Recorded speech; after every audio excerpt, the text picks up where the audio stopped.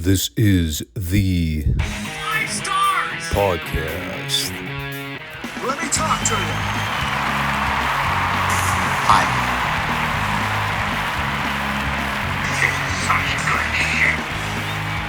So, what do you guys want to talk about?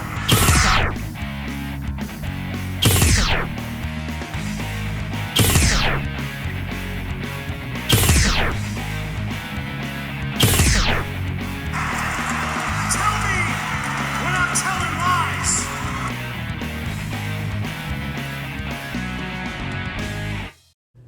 Thanks, guys. Back to you.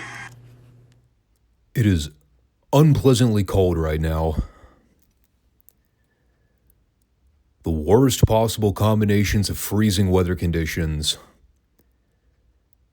Snow piled on top of wind chills that make 20-degree temperatures feel like single digits.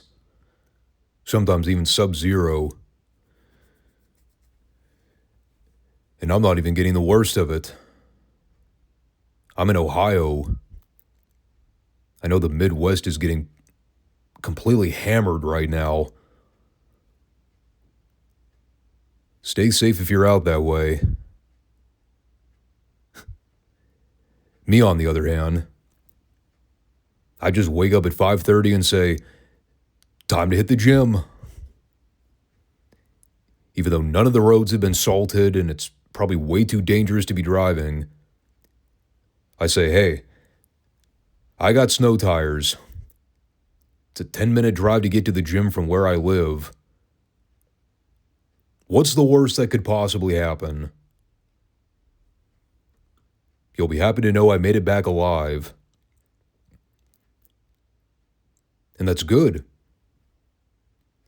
Because that means we can talk about more classic territory wrestling. So it must be Friday. Indeed. We are back for another edition of the 5-Star Wrestling Report. It is the wrestling podcast nobody knows but everybody needs. And if you are watching on either YouTube or Rumble, I appreciate you guys stopping back to check out the show. Or gals. If there even is such a population that watches wrestling. But we are here on Mondays and Fridays for new discussions and new wrestling coverage. It is another year of breaking down classic content and trying to keep the passion of pro wrestling alive somehow. I also find myself in one of those phases where I've covered so much classic content just in the past 3 years. I can't really stop doing it now because I'm like obligated to see these shows through to the end. Even though, I mean, let's be frank, there is no end. For the territory coverage, there is. You know, the problem with WCW is that even though we've gone through the Crockett era, there's still another, 12 years of stuff to document? We still have the entire Nitro era to get through. If I ever even make it that far, I make no promises. We've only got a few years left of World Class. And we are kind of approaching the end of the road in terms of anything remotely interesting to discuss there. Now, Mid-South, now we're just getting to the good stuff there, brother. 84 is the big one.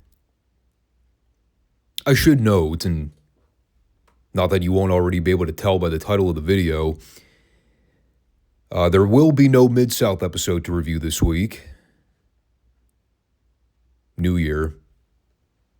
So, today we're going to strictly be talking about NWA and World Class, both of which were not very remarkable shows in their own right. But you know my mission on this channel. I'm always here to make these podcasts engaging, even if there's not really a whole lot to take away from the shows overall. It's always the problem with holiday seasons. If it's not a recap show, it's just, hey, let's throw out a bunch of meaningless matches on television or have guys cut promos that don't really advance any storylines. But we'll get going here with the NWA report. Who's ready for another deep dive into the next season of Classic WCW? Season. Got to use that Peacock jargon.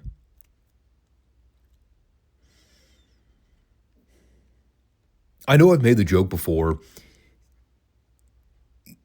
Can you just imagine what the older promoters would have thought if the CEO of their local cable provider came up to them and said, "Can't wait for another season of Memphis Wrestling, Jerry," or the next season of Mid-South Wrestling, Bill, or the next season of Championship Wrestling from Florida, Eddie. They'd have looked at the TV execs like they had steaming turds hanging out of their mouths. Well, Jerry Jarrett and Eddie Graham would have. I think Bill Watts would have stretched them. Like, I can't even say it with a straight face. Season 5 of World Class Championship Wrestling. Or World Championship Wrestling, not World Class. Sorry. But that's where we are. Here in our journey of going back and recapping the NWA timeline. What a time capsule it's been. And I'll just go ahead and let everybody know up front. This will probably be one of the shorter NWA reviews I've done in a while. Mainly because the majority of the program was a 1988 recap show. Which I kind of figured it would be. Could have easily skipped it, but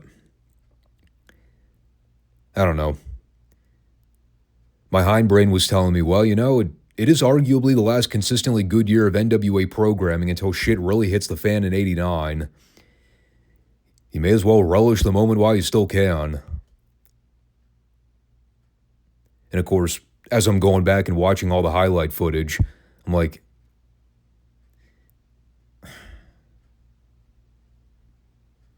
can we just go back and talk about 86 to 88 again?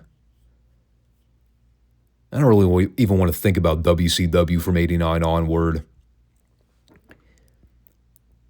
With a few notable rare exceptions in the coming year, pretty much everything after the Flair Funk feud is a heaping pile of junk. The highlights are few and far between. Now, bearing in mind they only had a 2-hour time block, they were going to have to be very meticulous with what they chose to showcase from the past year. Overall, I think they covered all the main standout moments. And they did a decent enough job delegating the focus to a variety of talents. It wasn't all just Ric Flair or the Midnight Express or Sting. And it was a pretty simple formula. Tony and JR were stationed at the podium throughout the show, pitching to the various footage and setting everything up ahead of time. I know we really haven't talked about him much in the last month. You've probably noticed by now that David Crockett's sort of quietly disappeared as an on-screen commentator. You know, they've been slowly trying to phase him out of the equation ever since they brought in Jim Ross full-time. But of course, him being the son of Jim Crockett Jr., they weren't just going to fire him. He had mostly been relegated to interview roles throughout the show, and well, then he just sort of vanished one day. I guess figuring nobody was going to ask any questions about it. And you guys know me. I've always had sort of a soft spot for David Crockett ever since we started these reviews. He was never any good. But he was kind of like Paul Jones, where he brought so much comedic relief to the show as an on-screen personality. You just couldn't help but love the guy. But it was definitely the right call. 2-man announced teams are always better than 3. I'm going to argue that until the day they put me in the grave. You know, not to steal a line from JC, but it's the equivalent to being the spare prick at the wedding. The old Adrian Street quote. Three-person commentary teams are always awkward to navigate. Most of the time, it's just an extra body sitting there waiting to interject with something or just be completely useless most of the time. So I was more than okay with them going with Tony and JR for the time being. Now, of course, that team doesn't last long before Tony leaves for the WWF in April of this year. But we'll talk more about that later on. As far as the cold open goes, they aired some of the original Midnight vs. Midnight match from Starrcade last week, but they only really started the clip from the midway point, so we didn't really catch anything that happened in the first 10 or so minutes. One thing I did not mention, and this actually goes back to when we reviewed the pay-per-view a couple weeks ago. I don't know how I missed this spot, but it made me laugh when I saw it here at the beginning of the show. Obviously, there was that sequence early on where Cornette was going around hitting Dennis Condrey and Randy Rose from behind with his tennis racket. And the people are all going crazy because he does it behind Teddy's back. And Paulie's trying to rat him out the whole time. But during Corny's little escapade, you see him doing like the baseball wind-up on the floor, just trying to stir up shit with the original Midnights. And while Corny's out there shaking his ass and gyrating, for lack of better terms, you just see Gary Juster turn around and completely no-sell it. He's looking right at Cornette the entire time.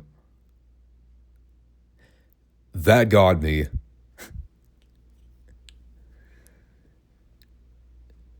Now, they did replay the entire match later on, but I kind of just wanted to point out that detail with Gary Juster while it was on my mind. So funny. As for the actual first match they aired, holy cow. You want to talk about stuff in '88 that I completely forgot about? The Crockett Cup. Fuck, I forgot all about the 1988 Crockett Cup tournament. I'm not kidding you. I actually had to think about who won that tournament. Like, immediately my instinct was, well, it had to have been the Road Warriors, right? No, wait, no, that was 86. Okay, so Dusty and Nikita? No, that was 87.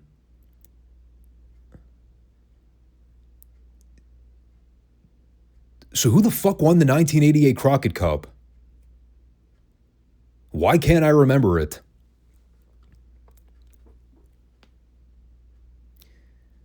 Now, for the record, it was Sting and Luger. And here's a fun little piece of trivia.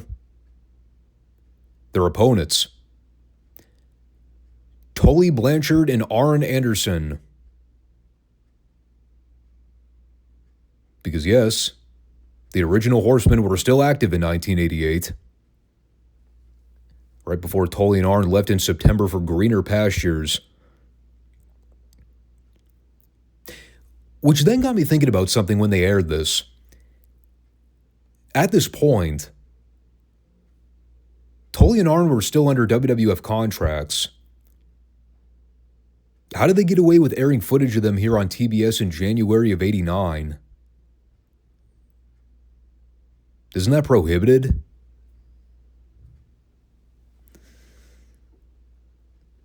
Maybe they found a loophole.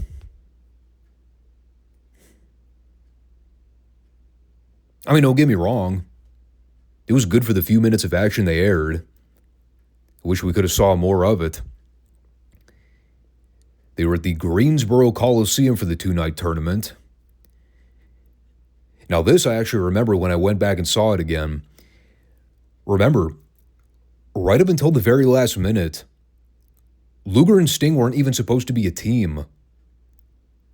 This was right after Luger had turned face and broke away from the Horsemen after the Barry Windham heel turn. It happened like days before the Crockett Cup. I can't even remember who Sting was paired with at the time. But I do remember the match with Wyndham and Luger versus Tully and Arn for the belts in Jacksonville. I'm surprised they didn't try to air that footage, because that was way more memorable than the Crockett Cup finals. And again, because everybody figured Luger and Wyndham are going to be a team headed into the Crockett Cup, that turn forced a change of plans when it came to the brackets. So that's how we got Sting and Luger at the very last minute. And of course, Luger and Sting won the match after Arn tried to pull Magnum TA into the ring. I don't recall what the context for that was. I remember they shot the angle on television at some point earlier in the year when the Horsemen jumped Magnum at the studio in Atlanta. And, was that just something they never followed up on? Because Magnum never got cleared? Like they thought Magnum was going to be good to go at some point in 88, but it just never worked out. Maybe that explained why the Horsemen tried to go after Magnum at the end of this match. It's funny because even after I talk about that shit in real time, like months and months and months go by where I don't even think about it. So then when I do get a chance to reflect back, I'm like, wait, what was the reason this happened again?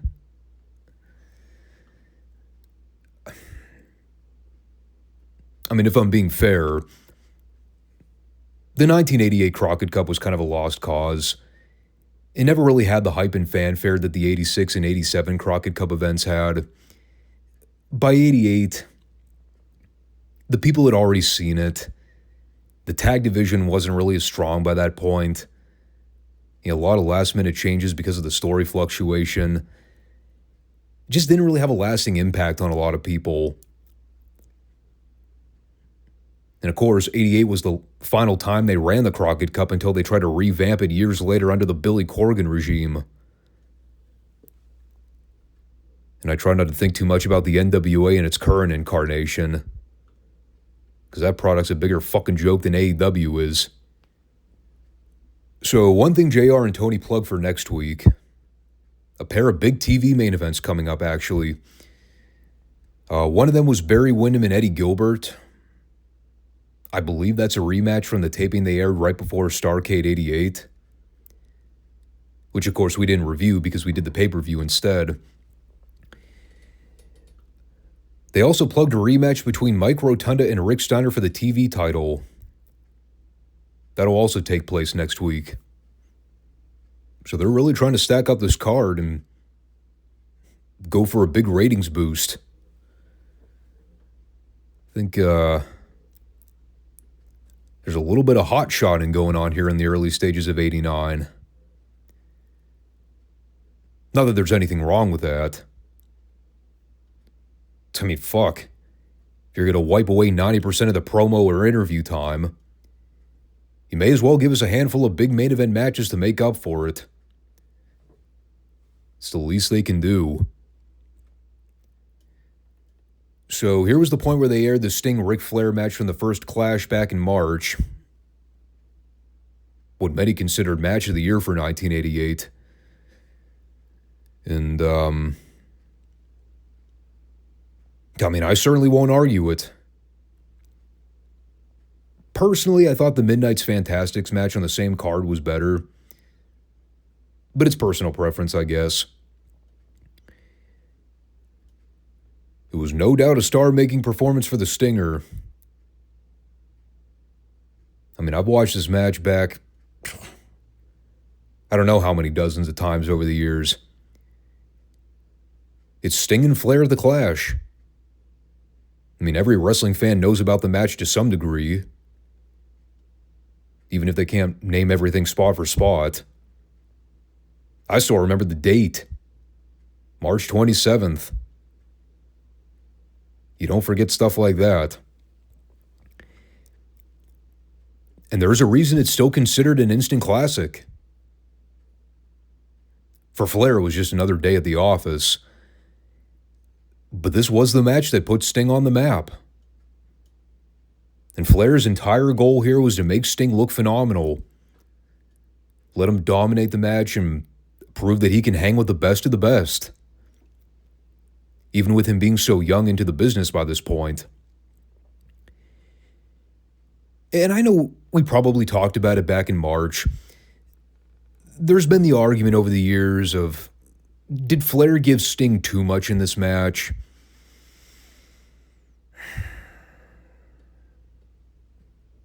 Maybe, maybe not. There is something to be said about a top guy giving a younger, greener guy too much offense in a match. That's the problem we see in today's business, where everything's so 50-50 all the goddamn time. Like, everybody's on an even playing field in terms of skill and ability, regardless of whether you're a top guy on the card or an underneath guy. And everybody gets buried as a result. This wasn't one of those situations, though. They had a plan for Sting. They knew he was going to be a future world champion. Plus, the key here is that they went to a 45-minute draw, so nobody had to do a job at the end of the day. The only complaint I ever had about this, and I still hate it to this day, the use of the judges. Just, why? And like, not even judges that were qualified to be in this position. That was a big thing that bothered me about it. I mean, no offense to Patty Mullen, but she needed to be a wrestling judge like I needed to be the CEO of a Fortune 500 company.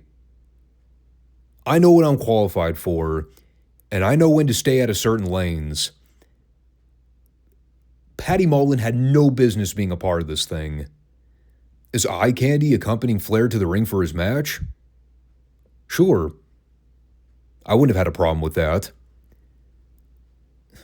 But being on a panel to judge a professional wrestling match, when she's staring at the ring the whole time, probably wondering what the fuck's even going on.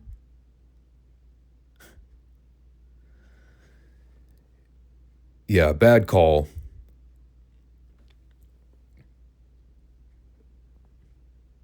Other than that, great match. I mean, I can watch this thing back 1,000 more times in my life and I'll never get bored with it. Flair was on fire. Sting was on fire. Tom Young's out there having the time of his life officiating. JR's energy calling the match was top-notch. Tony Schiavone was... well, he was Tony. I was kind of surprised to see them air the whole thing. I mean, do the math. 45 minutes is half the television program, plus commercial. At most, I would have expected them to show the closing few minutes. But now they aired the whole thing, start to finish. The wild roller coaster ride that it was. Quickly going back in the timeline even further, January of '88, the Bunkhouse Stampede pay-per-view. A disastrous pay-per-view for the NWA financially. Remember, this was during the period where Crockett and McMahon were running events head-to-head to try to outdraw and compete with one another. You know, they had done the Starrcade 87 pay-per-view up against Survivor Series and got massively creamed. And the Bunkhouse pay-per-view did even worse, because Crockett tried to run that up against the inaugural '88 Royal Rumble, which some of you might not even remember this. Vince aired it as a free TV match on USA. It wasn't even a pay-per-view concept yet. So that blew up big time in Crockett's face. Oh, it should also be noted too, that pay-per-view fucking sucked. Especially the main event, which ironically was the match they decided to air here. I have no idea why. I guess they were obligated to throw Dusty a bone somewhere. It was a completely nonsensical 8-man bunkhouse cage match with the most random hodgepodge of baby faces and heels. I don't even remember all who was in this thing. You had like both members of the Powers of Pain. I think Road Warrior Animal was in the match, but Hawk wasn't for some reason. Obviously Dusty. I think Ivan Koloff was in there. Luger, Nikita. Who else am I missing? That might have been everybody, actually.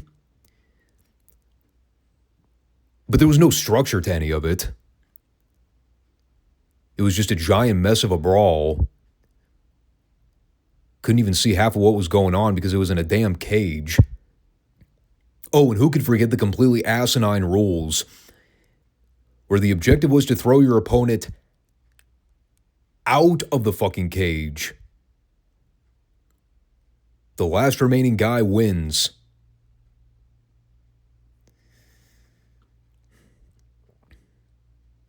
So if you really think about it, all those people that gave Vince Russo shit over the years for the reverse cage match in TNA, this was the true inaugural reverse cage match in wrestling. It was Dusty's brainchild all along. What a stupid concept. A fucking cage match where the only way to win is to throw your opponent out of the cage. God. You know, that's almost as dumb as booking a battle royal where you have guys start on the floor and then try to fight to get inside the ring. Oh, wait a minute.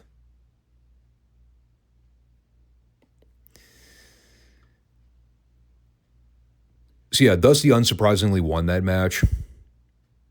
He became a 3-time bunkhouse champion. The real bull of the woods, if you will. I think we heard him mention that a time or two on television. And as far as Luger and Flair for the World Heavyweight Championship at Starrcade goes, I think we've kind of beaten that horse to death. I've already done my spiel on them really dropping the ball with not putting the belt on Luger back at the Great American Bash in Baltimore. You know, by the time they came back to do the rematch in December, too little, too late, dog.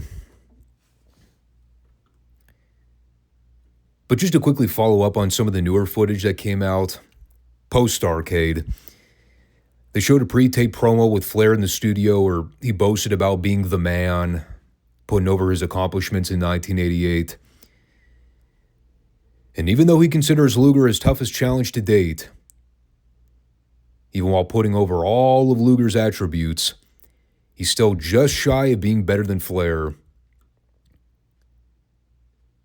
He also called himself Turner's favorite son, which is odd. And I also wrote this down as a side comment.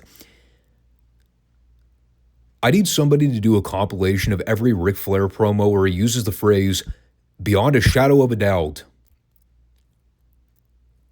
Every fucking Flair promo. He's got to break out that phrase at some point. And it's not even like it was a signature catchphrase. We know Flair's usual catchphrase go-tos. Shadow of a doubt was not one of them. But every time he does a promo, that platitude comes up at some point. I know I sound rather annoyed by it. It's not really a big deal. It just always catches my ear. We also had Luger in the studio doing a follow-up promo. Sort of a response promo to what Flair said. And it was an admirable promo if you're just kind of analyzing it without a framework. You know, he talked about how he's made a lot of headway in the past 3 years. Talked about how he had Flair beaten twice in 1988 for the world's heavyweight title. And both times he had victories stripped away from him. Which, by the way, I also found ironic considering Tony's standing there talking about how great Luger is for being a professional and not making excuses for anything. Meanwhile, he does an entire promo making excuses for why he's not the World Heavyweight Champion. Anyway, he said 1989 is going to be his year. He then very awkwardly removed his shirt, which was only awkward because they were doing this in an empty studio, so nobody was in the audience to react to it. So literally, yes, Luger took off his shirt for no reason. And or maybe he was expecting Tony to pop for him. I really don't know. And again, like, nothing he said here was bad or wrong. It's just the dilemma in wrestling I always go back to. Babyfaces making promises that they don't end up keeping. Like, Luger's entire premise here was that he was going to become the World Heavyweight Champion in 1989. And as we know retrospectively, that doesn't happen. Now, to be fair, he does turn heel, so I mean, it's not like he was a babyface through the entirety of 89, but it was just a very hollow, vacant promo at the end of the day. And yeah, the U.S. title run ended up working out for him, because he had held that belt for a very long time. I think well into next year. But we're also comparing the U.S. title to the World Heavyweight title. It's technically the second-tier top singles belt in the NWA. But that's always been the Luger drawback. You know, the fact that it took him so long to actually become the guy. And by that point, it didn't really mean anything. Like, being the world champion at WCW in 1991 is like the modern comparison of being world champion for TNA. Who gives a flying fuck? Company was already in shambles by that point anyway. I mean, they could have had Luger carry the title for the next 4 years straight. Wouldn't have mattered. So this just kind of left you underwhelmed. Like a lot of Luger promos, as a matter of fact. As far as the Midnights versus Midnights match from Starrcade goes, we already talked about the spot with Corny whipping guys with his racket earlier. Going back and watching the match in full again, I know I kind of made that backhanded comment last week when I was talking about this feud, listening to that Paul Lee promo. You know, me just kind of sitting here talking about how I think a lot of steam kind of blew off with this feud after Starrcade. A lot of Paul's promos just aren't really resonating with me the same way they did back when the original Midnights first showed up. This is still a good match. The work with Eaton, Lane, Condrey, and Rose was fine. Cornette and Heyman's interactions were good. It's not to say the crowd wasn't into anything they did, because they popped for all the big moments. There was just something missing with this program from the very beginning, and I don't know what it was. I've been trying to wrap my head around it ever since they started this program back in November. I don't ever really think the fans got Dennis Condrey and Randy Rose. I mean, Paul Lee had a lot of heat for just being an obnoxious loudmouth. I don't think Dennis and Randy ever generated that same kind of heat, which of course explains why when they decided to take the managers off the road at the beginning of 89, they essentially killed the entire fucking feud. It was such a boneheaded decision. Because all those house show matches between the Midnights and the original Midnights, they just became standard wrestling matches. Without Corny and Heyman involved, there was no blood feud. So they had the match here at Starrcade, and it worked. I just don't think there was ever any longevity in the feud after the fact. Like, even if they carried this thing past February of 89 before the whole thing went to shit, I don't think it had enough steam to last all the way through the spring, even leading into the early summer.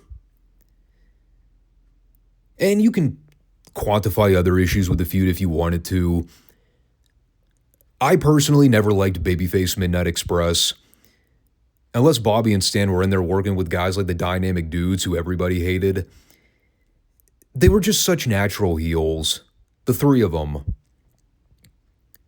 Like, yes, Corny could still be witty on camera, but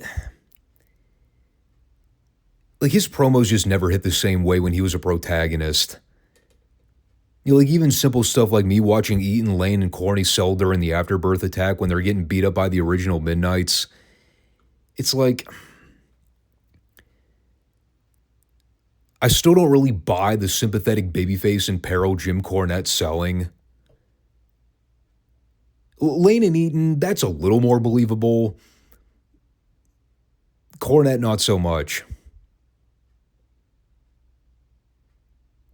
I know I'm just being a complete mark. I'm purely speaking as a fan who grew up a Midnight Express fanatic. But even I never really understood the initial babyface turn, even though it just sort of inadvertently happened. They kind of had to run with it. You know, I could at least get more behind it in 1990 after seeing them get virtually buried every week on television for the previous year. Like, by that point, it was more of a feel sorry for you type of sympathy because their booking was so goddamn atrocious. And everybody knew it. But even before they started getting jerked around the card and getting jobbed out left and right, that period between late 88 and mid 89 when they were still on top, but now they're essentially a babyface. Nah. I never bought it. Now, with that said, I don't want to completely undermine Jim Cornette's promo. He had a fine little promo to close things out this week, vowing that in 1989, Cornette would get his hands on Paulie dangerously. And while it doesn't happen under the circumstances I think a lot of people were expecting,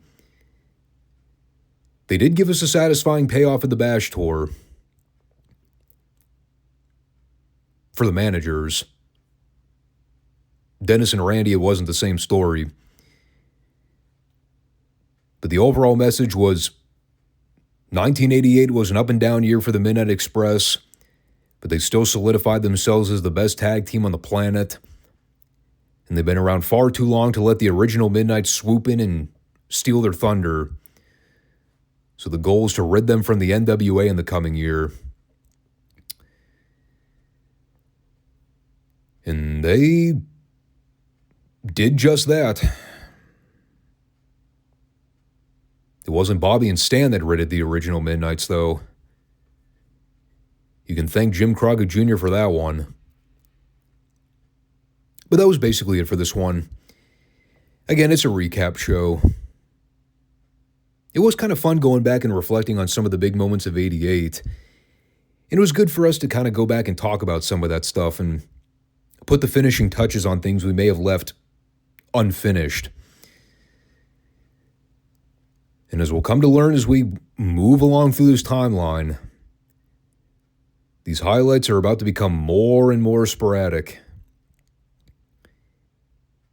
At least we have Flair and Steamboat to look forward to. And Flair Funk. But, other than that, I'm not really recalling much off the top of my head that stand out as good moments in 1989. Sting and Muta, I guess. But as I've been saying, especially as they're about to bring in George Scott between now and the late spring and give him the book, we are in for a rough patch at the beginning of the year.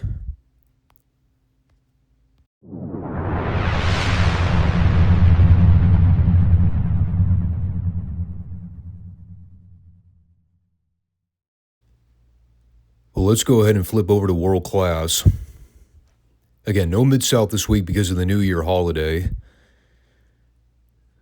Either that or Bill Watts was giving everybody an extended break before the ridiculously hectic and crazy schedule in 1984. Listen to Jim Cornette's podcast if you need further clarification on that. But we're not here to address that. We're here to address the second week of Christmas Star Wars from 1985. You know, last week's show was kind of a nothing burger in terms of all the prelim stuff they aired. And when the only highlight is another Von Erich versus Dynamic Duo tag bout. Kind of gives you the indication there wasn't a whole lot going on. Again, there was nothing wrong with the match. It was just, you know, the 97th goddamn time we've reviewed it in the last 12 months. There's really nothing to say about it anymore. However, we did get what appeared to be some kind of breakup between Chris Adams and Gina Hernandez after they lost. So once we wrap up the tapings with Christmas Star Wars, that'll be the big thing to look out for in the next taping block. Try to figure out what's going on with the Dynamic Duo. Keep in mind, they are still currently the tag team champions. So we open this week's card with the Iceman King Parsons and Brian Adias versus the Great Kabuki and the Grappler. Grappler and Kabuki were paired with Percy Pringle as part of the dynasty here. And man, Kabuki's been in a weird state of flux lately. You know, at the same time he's got this loose relationship going on with Pringle, he was also recently entangled in that feud with Sunshine and Scott Casey, which apparently has been blown off. You know, it was all such a weird feud, though, because at the same time Kabuki and Casey were going at it, they were still right in the middle of Casey and Sunshine's feud with Missy Hyatt and John Tatum. Kabuki was just awkwardly thrust in there after he turned heel at the Cotton Bowl in October. Now, a few months later, he's part of the losing team in this middle-of-the-card tag match with Iceman and Adias. And it's an alright back-and-forth match. Everyone got to shine at various points. Double heat sequence on the Iceman and Adias, respectively. I know I mention it like every time we talk about Percy Pringle, but him jaw-jacking with the crowd and just being a whining, grouchy heel the whole time, it's never not entertaining. I mean, a couple sloppy moments here, but it didn't really detract from the match.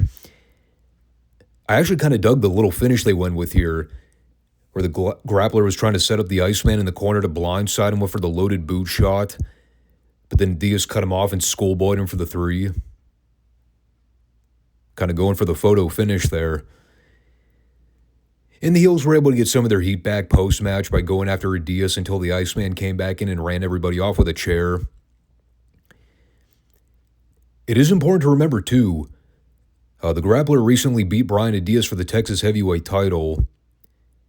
I think they said they're wrestling next week in a rematch. So we'll see what they do there. You know, again, nothing necessarily wrong with what they did here. I kind of viewed it more like a TV main event at the Sportatorium than something they probably would have aired on a Christmas Star Wars at Reunion Arena. Just kind of the way I see it.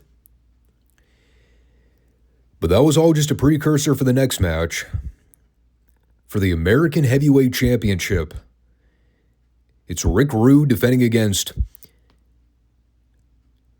not Kevin Von Erich, not Kerry Von Erich, but Lance Von Erich. How Lance earned a title shot against Rude, I have absolutely no idea. I believe he's wrestled a sum total of 2 televised matches since we saw him debut. All of a sudden, he's now qualified for a shot at the top regional belt in the Dallas territory. Probably because he was a Von Erich. In name only. And I know I'm one to complain about needing more fresh matchups in World Class. This wasn't exactly what I meant by fresh. But then again, aside from the Freebird Von Erich six-man, this basically became their de facto second double main event feature. Which, if you're keeping track, yes, that meant Lance Von Erich was a featured part of both Christmas Star Wars main events in 1985. How low can we set the bar? And I think the conversation here kind of goes back to what I said in Lance's TV debut. He did okay in this match. He was over to an extent. It's not like the crowd was outright rejecting him the whole time. But just watching his performance here, the facials, the movements, the reactions,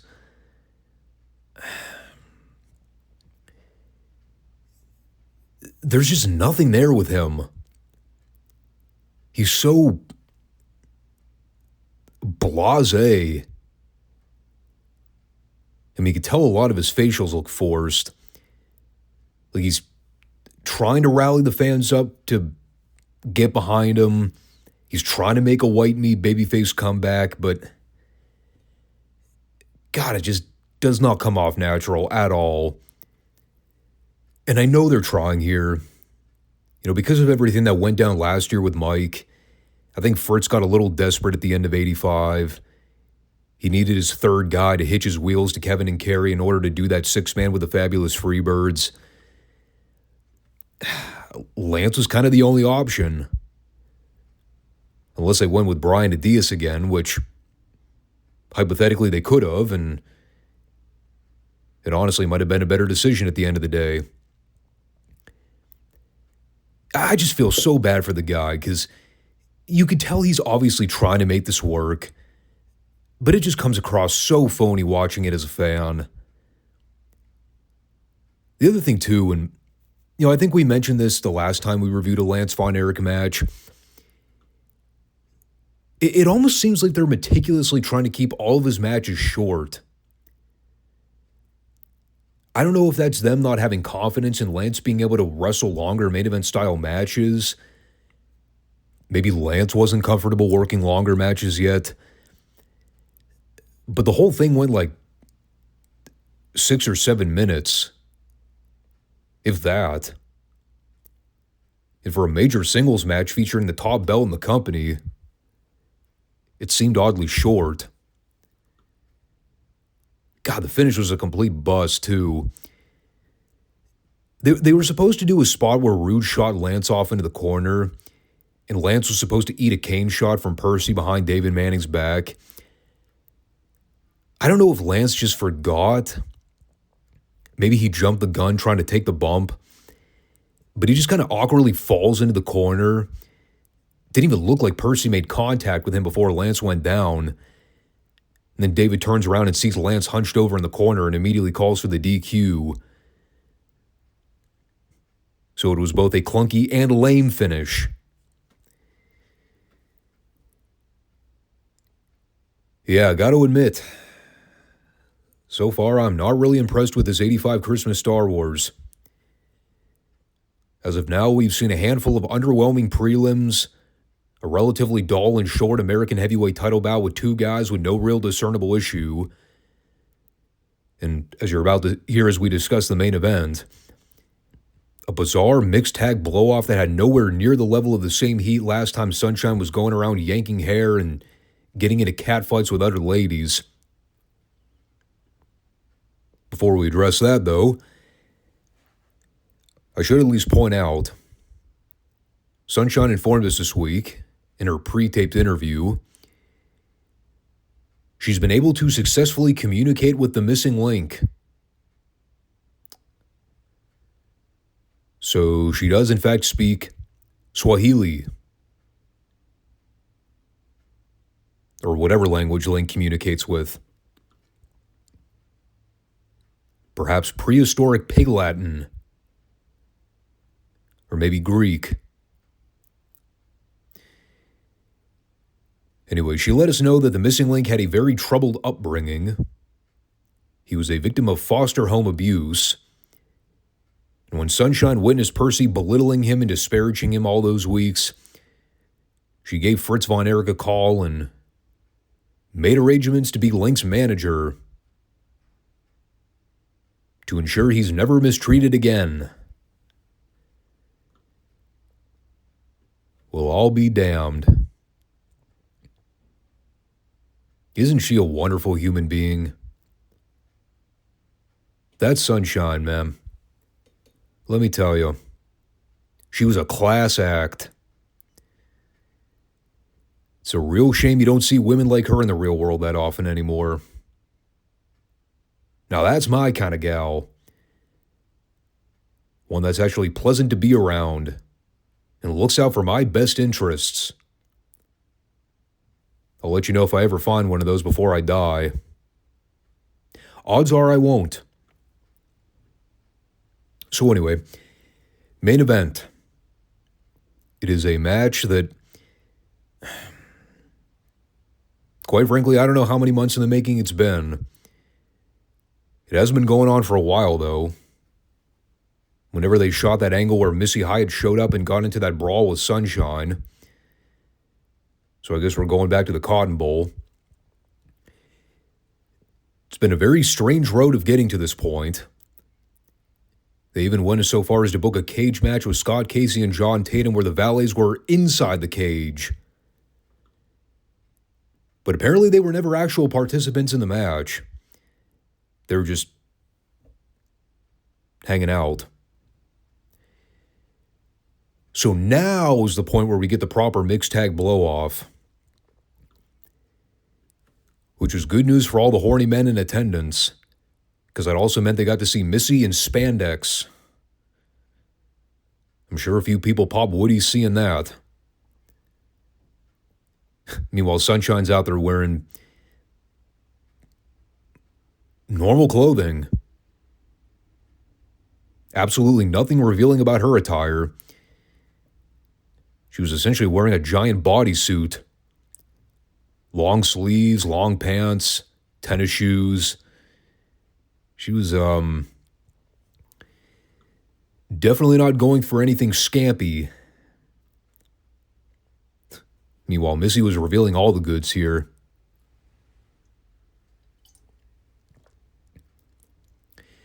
Now, I said this is a rather unfitting payoff when it comes to this feud. You basically have to view it this way. The only thing people truly wanted to see in this match was the girls fight. I'm convinced. Tatum and Casey could have fucking run each other down in the parking lot with pickup trucks. I still don't think the crowd would have given a shit. They just wanted to see the gals go at it. Pulling hair, ripping clothes. As Bill Mercer at one point noted, going after each other's toenails. Sure.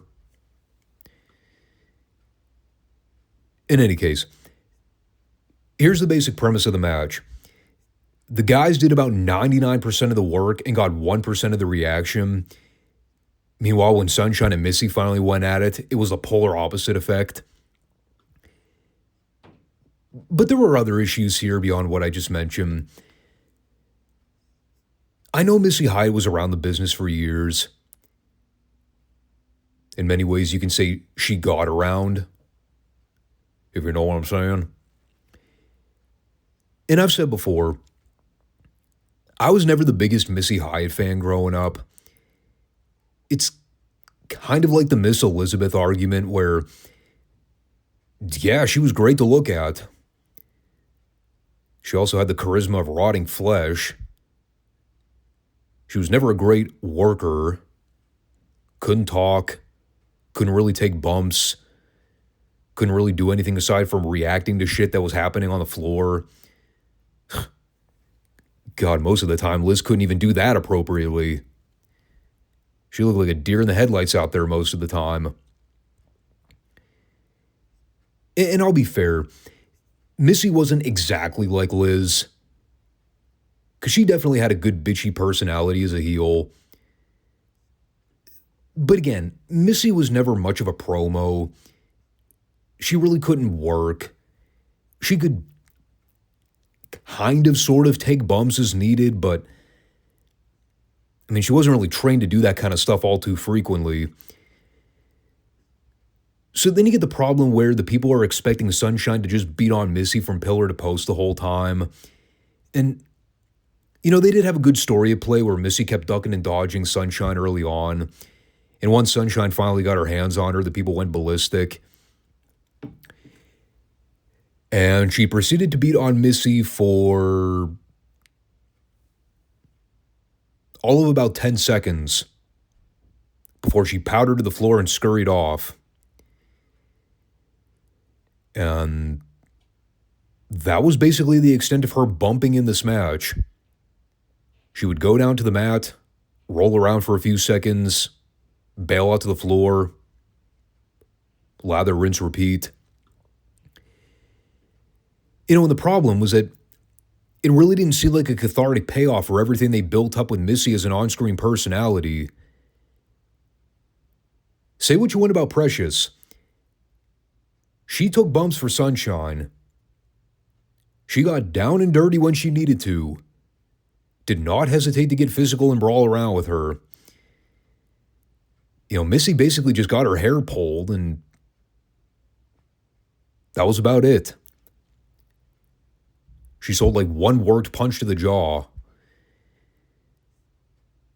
So as a fan watching, you know, I'm supposed to want to see Missy get her comeuppance, and it just basically turned into, okay, how do we get out of this to avoid having to see Missy really get involved physically? Except for a handful of moments. And in that case, you can make the argument, well, why even book the fucking match then?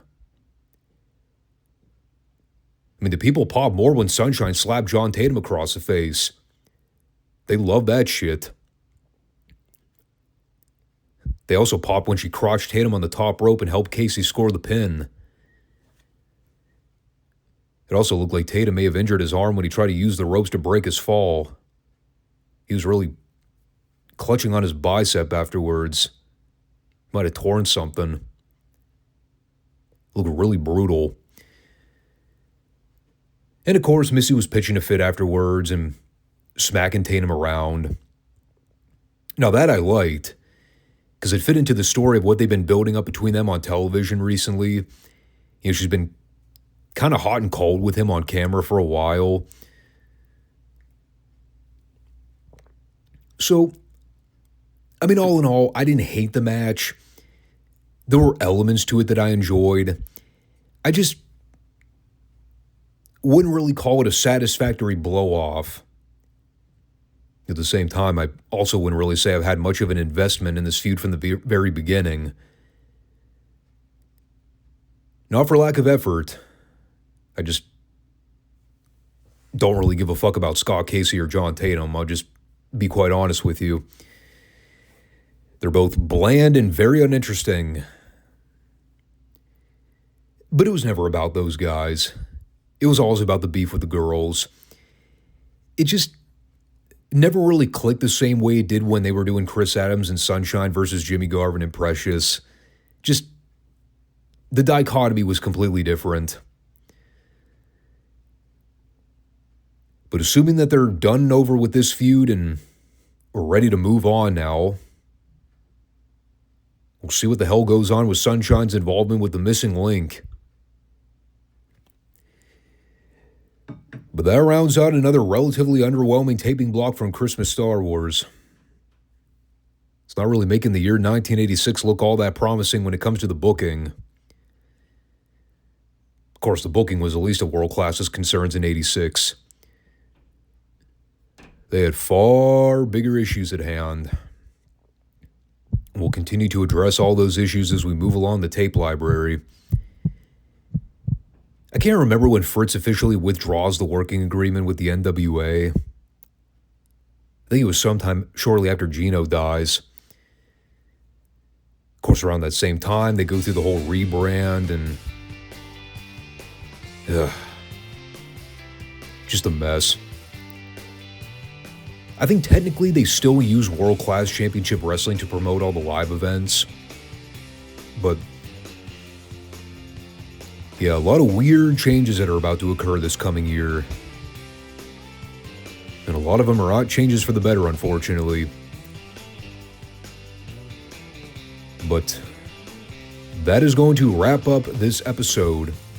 So again, thanks everybody for watching. Again, make sure you subscribe, comment, like if you have not already. And make sure you come back to check us out on Monday for more continuation of Retro Raw. Thanks everybody, and have a great weekend. Take care. Peace out.